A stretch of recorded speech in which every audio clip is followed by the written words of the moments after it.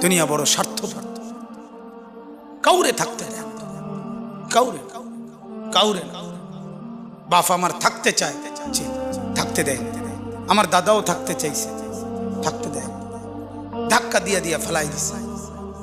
সুঠাম সুঠাম মানুষ, তাগড়া তাগড়া মানুষ, নওজোয়ানকে এক এক ধাক্কা দিয়ে দিয়া দুনিয়া কবরে পাঠাই দিছে। যা, আল্লাহ তাআলা আমাদেরকে বুঝ দান করে। অতএব আমার ভাই, ফিকির মূলত ফিকির। আমরা মুসলমান, আমার কথা রাগ হইয়েন না, আমি আবেগে বলছি, মহব্বতে বলছি।